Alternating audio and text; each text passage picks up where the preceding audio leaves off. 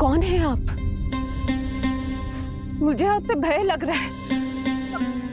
आप मेरे भैया नहीं हो सकते। सही कहा तूने।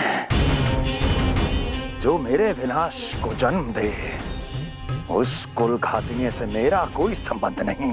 महाराज, रक्त के संबंध क्रोध की अग्नि में मत झुलसाइए। जिस बहन को आपने बचपन से आज तक इतना प्रेम दिया, क्या वो आपके विरुद्ध किसी षड्यंत्र में सहायक हो सकती है? भला हमारी संतान आपका विनाश क्यों करेगी? अपनी नवविवाहित बहन पर कृपा कीजिए महाराज। अपने पुरुषार्थ से आपने कितने असुरों को युद्ध में पराजित किया है। आज वो सब दरबारी बनकर आपकी सेवा करते हैं। ये महापराक्रमी कंस, यदि वो मायावी असुर आपको हानि नहीं पहुंचा पाए, तो ये आपकी बहन आपका क्या बिगाड़ सकती है? दया कीजिए महाराज, दया कीजिए। आप बीच में मत पड़िए कुंवर जी। सुना नहीं क्या? इसकी 8वीं संतान मेरा वध करेगी। जब मां ही नहीं बचेगी, तो 8वीं संतान के जन्म का तो प्रश्न ही नहीं उठता। यदि ऐसा है तो आप मुझे मार दीजिए। जब मैं ही जीवित नहीं रहूंगा, तो देवकी की संतान होने की संभावना ही समाप्त हो जाएगी। अपने बहनोई की हत्या का पाप मैं नहीं कर सकता। और बहन की हत्या का पाप कर सकते हैं?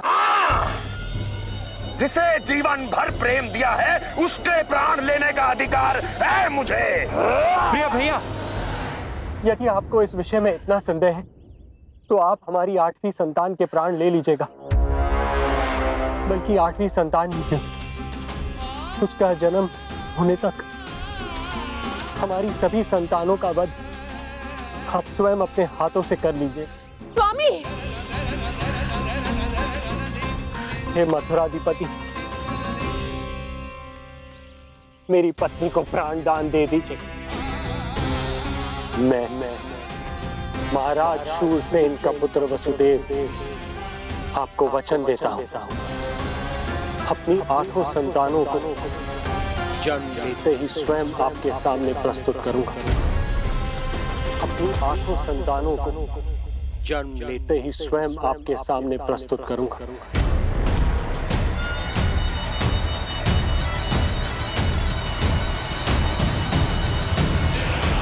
बधाई हो कुंवर जी।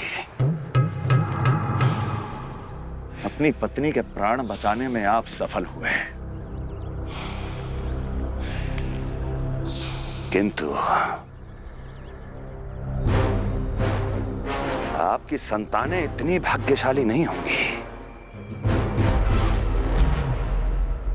वचन स्मरण रहे।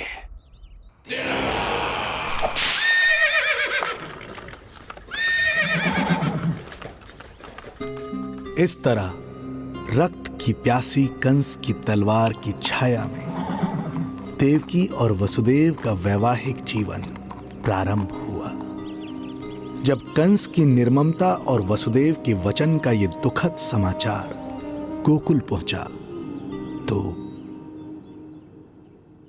हे नारायण, अर्थात राजा वसुदेव यदि कंस के सामने गिड़गिड़ाते नहीं तो रानी देवकी के प्राण चले जाते। हाँ नंदराज, और अब वो दोनों कंस के महल में हैं, किंतु वो महल भी उनके लिए किसी बंदी गृह से कम नहीं है।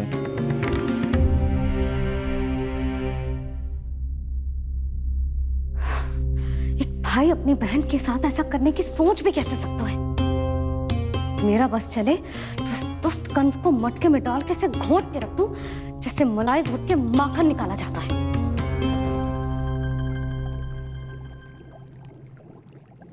ना, माखन ना, जे कंस तो कीड़ा है। इसे तो पटक पटक के ऐसे मारना चाहिए जैसे कीड़ा निकालने के लिए धान के गट्ठर को पटका जाता है।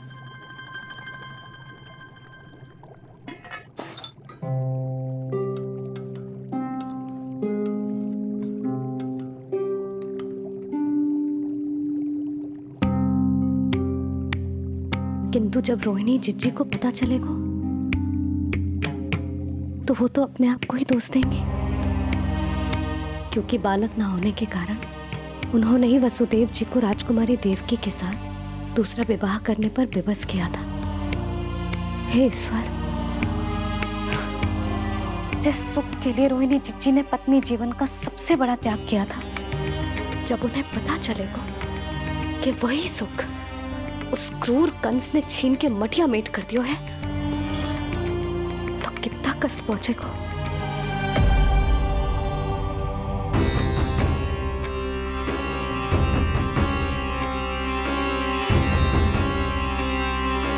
रोहिणी जीजी,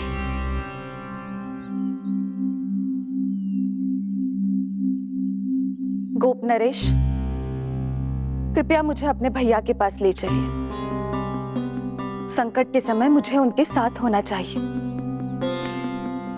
किंतु भाभी, पता चलो है वसुदेव भैया और देवकी भाभी कंस के महल में कड़े पहरे में रखे गए। पति पत्नी एक दूसरे का संबल होते हैं। कंस का पहरा कितना भी कष्टदायक क्यों ना हो,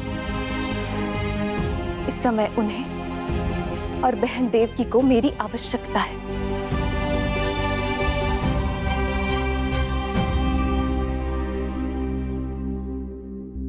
ये मेरी विवशता है कि यादव कुलदीपक होकर भी आपको इस महल में बंदियों की तरह रहना पड़ रहा है, और मैं कुछ कर भी नहीं पा रही। काश आपने मुझसे विवाह ही ना किया होता। तो क्या मैं अपने भाग्य से भाग पाता देवकी? पूर्व जन्म के कर्मों के फल स्वरूप जो हमारी नियति में लिखा है वो तो हमें भोगना ही है। श्री हरि क्या करते हैं, कब और क्यों करते हैं, ये दुख हमारे जीवन में किस उद्देश्य से आए हैं, इन रहस्यों का पता लगा पाना हम मानवों के लिए संभव नहीं है देवकी।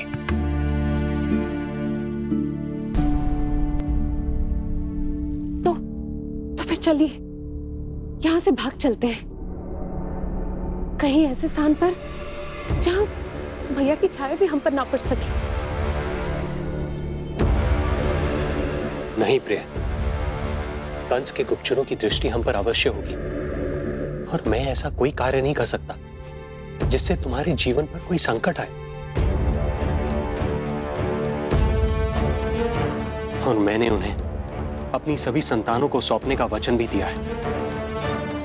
अपना वचन मेरे लिए प्राणों से भी अधिक महत्वपूर्ण है देवकी।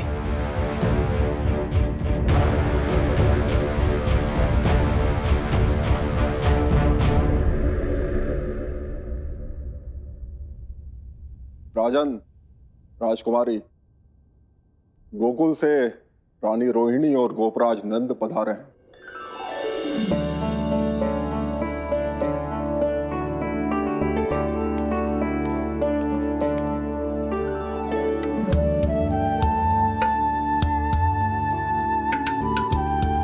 स्वामी,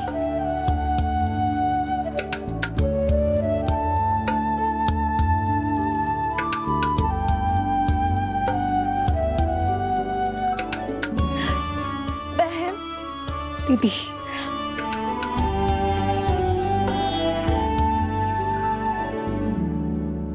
भाई नंद, जो आप हमारे लिए कर रहे हैं उसके लिए धन्यवाद शब्द बहुत छोटा है। मैं अपने भाग्य को स्वीकार कर चुका हूं। यदि यही श्री नारायण की इच्छा है तो यही सही।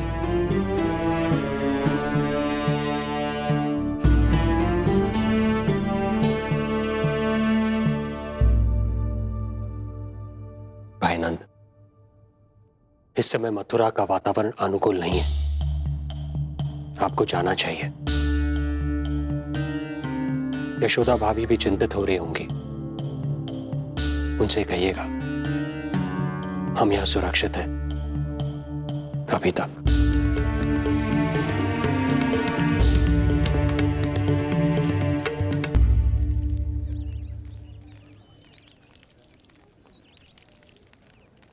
वसुदेव भैया का भाग्य पर भरोसा देख वे अपनी संतानों को कंस को अवश्य सौंपेंगे। हे ईश्वर, इतना कठोर वचन, जब इसे निभाने का कठिन समय आएगा तो कैसा अनुभव करेंगे वे? उनका हृदय तो चकनाचूर हो जाएगा।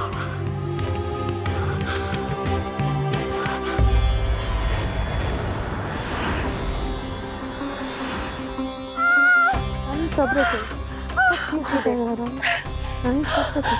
देवकी, मैं महाराज शूरसेन का पुत्र वसुदेव आपको वचन देता हूँ, अपनी 8 संतानों को जन्म देते ही स्वयं आपके सामने प्रस्तुत करूंगा।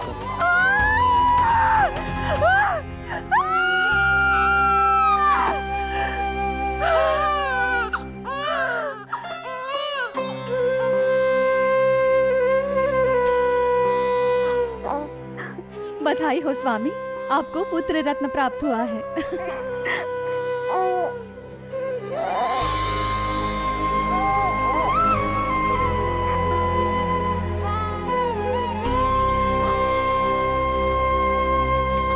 महाराज को पता चला तो क्या होगा?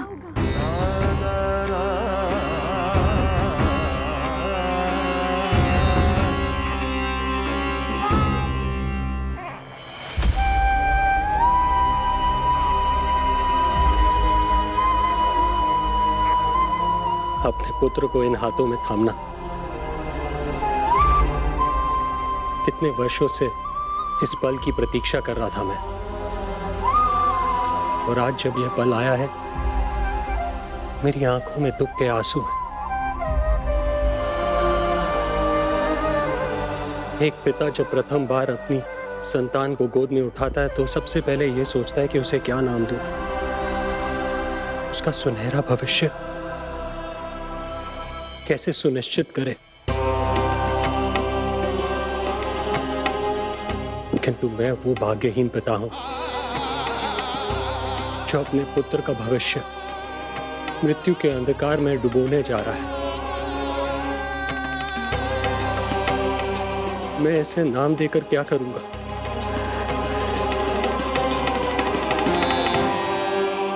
क्या आपके वचन का महत्व आपके पुत्र के प्राणों से अधिक है स्वामी?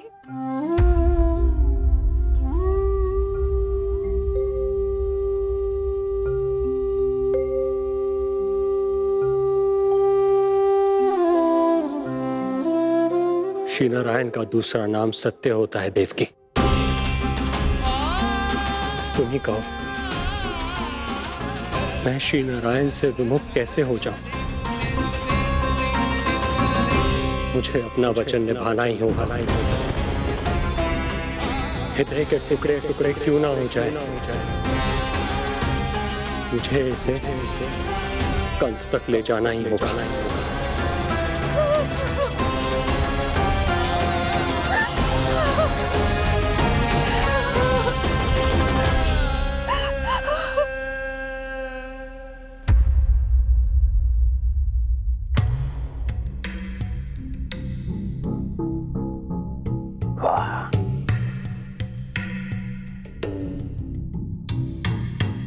इतना स्वादिष्ट भोजन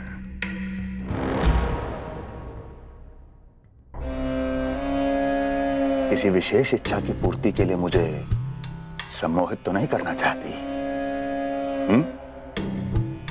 मुझे पति के रूप में प्राप्त कर तो चुकी हो, अब प्राप्त करने को क्या क्या बचा है प्राप्ति? मैं प्राप्ति नहीं, अस्थि हूं स्वामी। प्राप्ति तो छुई मुई बनकर वहां खड़ी है।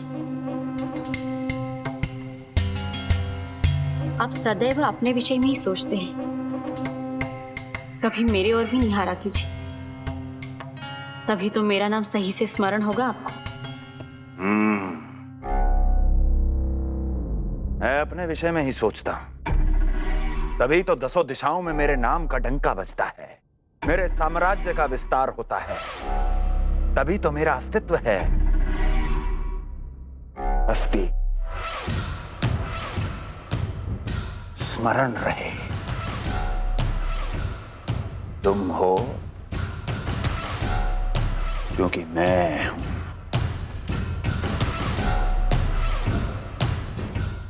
वन में यदि सिंह न हो तो उसके आश्रिति पर गीदड़ भी आक्रमण कर देते हैं।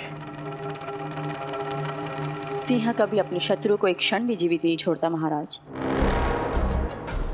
आपने तो छोड़ दिया देवकी को। सिंह नहीं, आप वो गाय हैं जो अपनी कसाई से अथाह प्रेम करती है।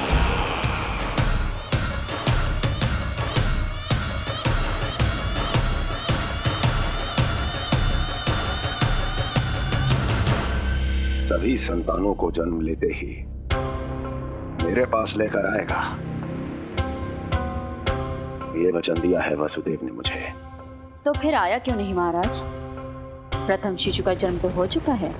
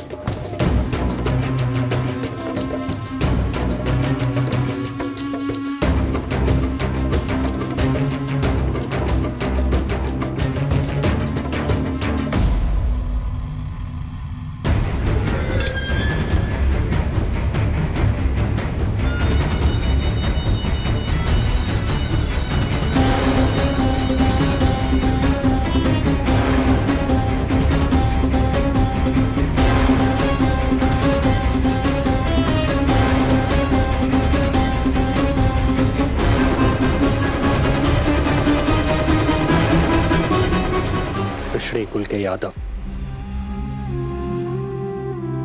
अपना वचन मिथ्या नहीं होने देते महाराज।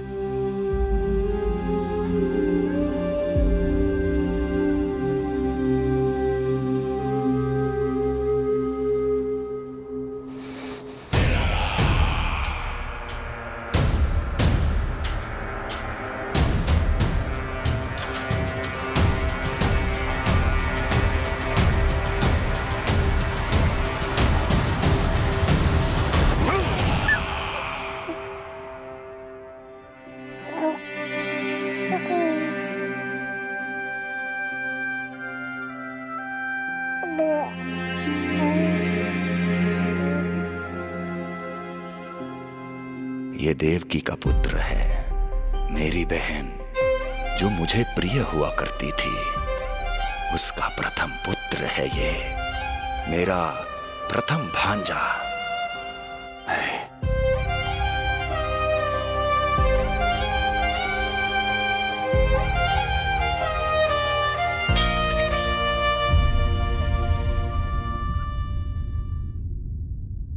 इसे वापस ले जाइए कुंवर जी।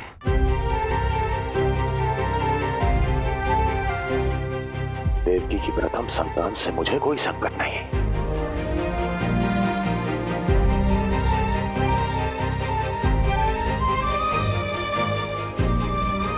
और आपको क्या लगता है कुंवर जी कि मैं कोई राक्षस हूं क्या?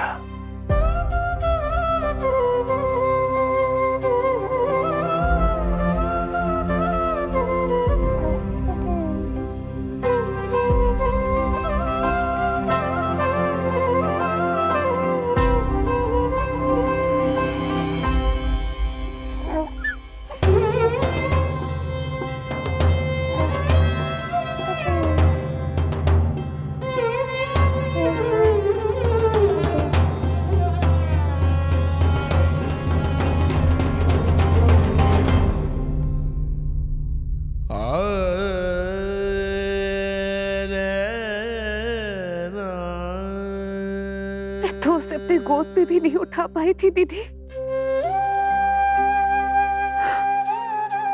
उसका वो सुकुमार मुख मेरी स्मृति से जा ही नहीं रहा। वो वो मधुर रुदन अभी तक मेरे कानों में गूंज रहा है। मैं तुम्हारी पीड़ा का अनुमान लगा सकती हूँ देवकी। मैंने उसे जन्म नहीं दिया था, फिर भी मेरे कान अभी तक उसके रुदन की ध्वनि सुन रहे हैं। क्योंकि ये अपनी माओ को पुकार रहा है। तुम्हारे भैया ने हमारे पुत्र को प्राणदान दे दिया है देवकी।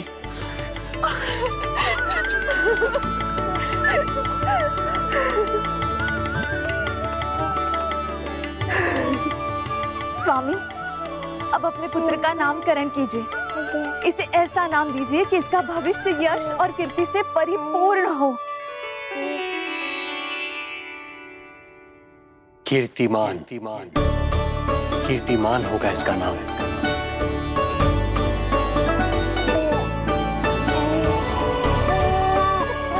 कीर्तिमान।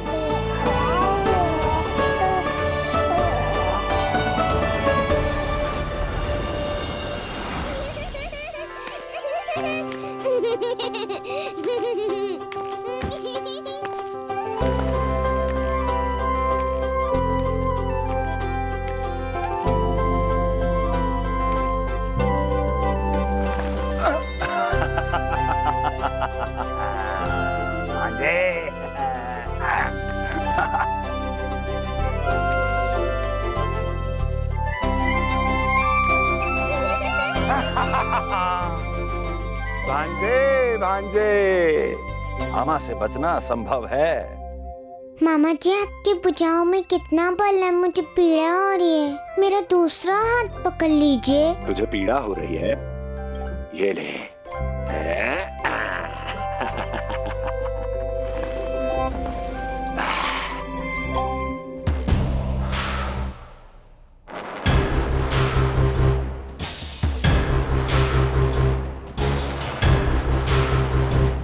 नारायण नारायण। मामा जी मूर्ख बन गए, मामा जी मूर्ख बन गए, मामा जी मूर्ख बन गए। इतना दुस्साहस। जा खेल। अब मामा जो है देवर्षि के साथ मंत्रणा करेंगे। जा खेल। क्योंकि अत्यंत महत्वपूर्ण ना हो तो देवर्षि हमारे द्वार पर आने का कष्ट नहीं उठाएंगे। कहिए देवर्षि, कैसे आना हुआ? मैं तो बस आपको ये अद्भुत कमल पुष्प भेंट करने आया था महाराज। इसे देखते ही मुझे आपका स्मरण हुआ था। मानो ये मुझे पुकार कर कह रहा हो, मुझे महाराज कंस के पास ले चलिए। इसमें तो कुछ भी विशेष नहीं है देवर्षि। इसमें 8 पंखुड़ियां हैं महाराज, और 8वीं पंखुड़ी सबसे विशेष है। यदि विश्वास न हो तो आप स्वयं गिनकर देख लीजिए। आप मेरा उपहास कर रहे हैं देवर्षि। आप गिनिए तो सही महाराज। 1 2 3 4 5 6 7 8। क्या आप निश्चित रूप से कह सकते हैं कि यही 8वीं पंखुड़ी है? विचार कीजिए महाराज। क्या आप बिना किसी शंका के कह सकते हैं कि कौन सी पंखुड़ी पहली है और कौन सी 8वीं? क्या आप पूर्ण विश्वास के साथ कह सकते हैं कि कौन प्रथम है और कौन अंतिम? फिर चाहे वो पंखुड़ी हो या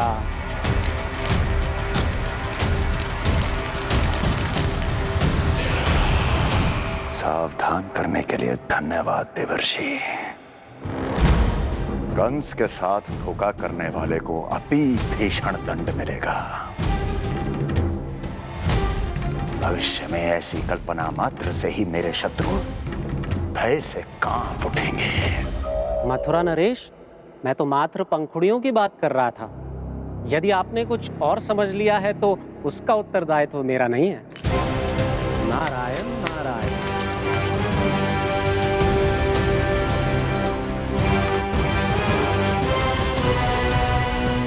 विचार कीजिए महाराज। क्या आप बिना किसी शंका के कह सकते हैं कि कौन सी पंखुड़ी पहली है और कौन सी 8वीं? क्या आप पूर्ण विश्वास के साथ कह सकते हैं कि कौन प्रथम है और कौन अंतिम? फिर चाहे वो पंखुड़ी हो या... मामा जी मूर्ख बन गए, मामा जी मूर्ख बन गए, मामा जी मूर्ख बन गए, मामा जी मूर्ख बन गए।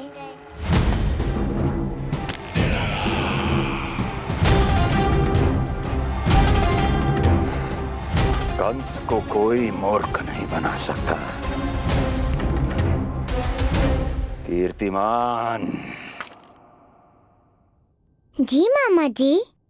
क्रोध काम लोभ मद मोह मत्सर, क्रोध काम लोभ मद मोह मत्सर, क्रोध काम लोभ। मामा जी मुझे दर्द हो रहा है।